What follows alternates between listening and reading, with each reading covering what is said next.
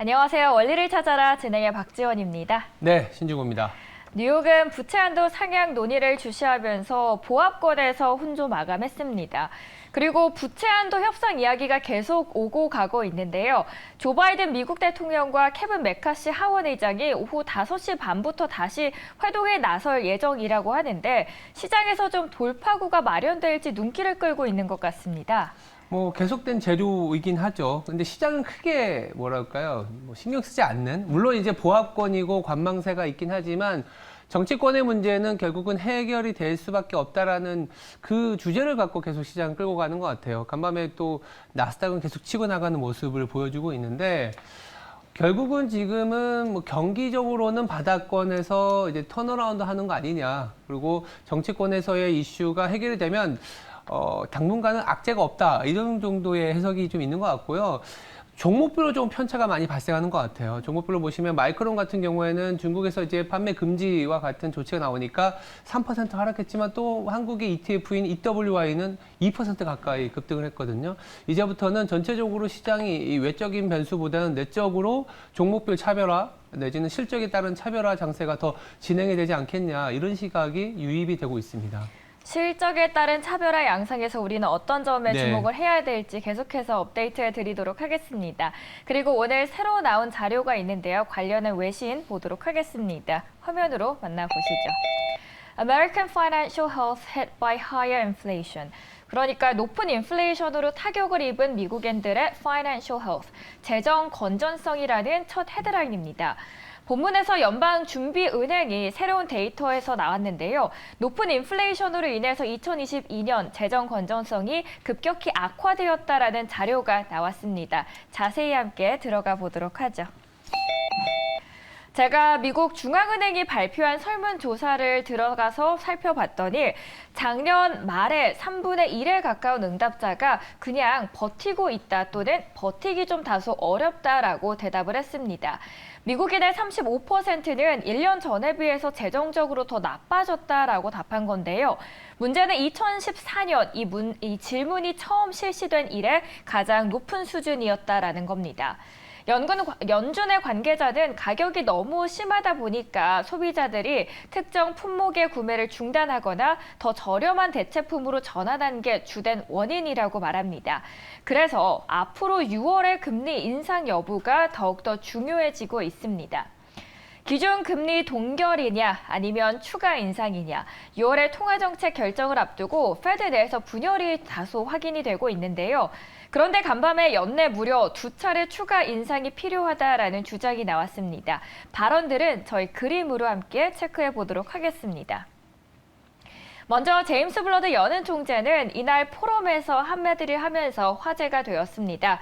인플레이션의 하방 압력을 주려면 금리를 더 올려야 할 거고 올해 25bp씩 2회 더 금리를 인상해야 한다라고 말을 했습니다. 여기에 그간의 6월 금리 동결을 지지해왔던 닐 카시카리 미니애폴리스 연은 총재도 이날 추가 긴축 여지를 남겨서 더욱더 주목이 됐는데요. 그림 함께 보도록 하겠습니다. 6월 금리 인상과 관련해서 인상과 인상을 건너뛰는 선택지가 모두 접점인 상황이긴 한데 다만 6월에 금리 인상을 중단하더라도 긴축이 끝났다라는 의미는 아니다라고 말한 겁니다. 다시 요약을 해드리자면 중요한 건 아직 우리가 끝났다라는 신호를 전하지 않은 거고 만약에 6월에 금리 인상을 건너뛴다고 하더라도 우리의 긴축 사이클이 끝났다라는 의미는 아니다라고 한 겁니다. 앞서서 페드가 5월 FOMC에서 앞으로 향후 동결 가능성을 시사했던 것과는 달리 최근에 다수의 페드 당국자들이 추가 긴축을 지지하는 듯한 발언들이 계속 쏟아지고 있습니다. 일단은 행간을 잘 읽어야 될 것 같아요. 시장에 자칫 이제 금리 인상은 없어라는 이슈를 주면 너무 뭐랄까요 물가에 대해서 다시 튈까 봐 걱정을 하는 거거든요. 그러니까 카시카리 총재도 이런 단어를 썼어요. 스킵.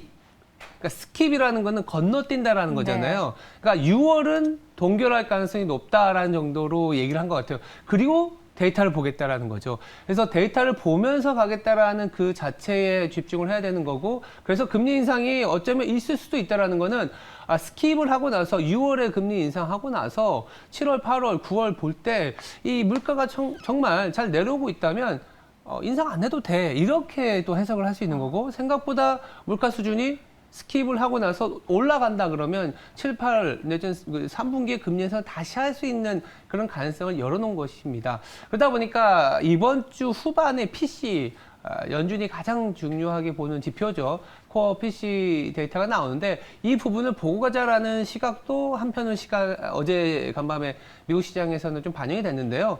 현재로는 한 0.3%에서 0.3%. 그러니까 컨센서스는 이 코어 PC가 전월 대비 0.3%가 유지되는 선에서 끝나지 않겠냐. 그러면 아마도 파월 연준 의장이 그래도 가장 중요한 인물이다 보니까 지난주 후반에 6월의 동결 가능성을 넌지시 내비쳤기 때문에 지금 클리블랜드 CPI 트래커에 따르면 5월에 CPI는 4.1%까지 내려오게 됩니다. 그러면 지금 중립금리가 0.5%라고 윌리엄스 총재가 얘기했기 때문에 4.1% 더하기 0.5게 되면 4.75거든요. 4.75보다 높은 5.25%의 연준 금리이기 때문에 6월에 대한 얘기는 아마도 동결 가능성을 시장은 계속 반영해 나갈 것이다. 근데 연준 의원들은요, 계속 이 시장과의 호흡을 해야 되기 때문에 그래, 니네가 생각하는 것처럼 멈출 거야. 이렇게 얘기하진 않는다라는 정도. 그래서 스킵에 조금 더 주목해야 되지 않겠냐.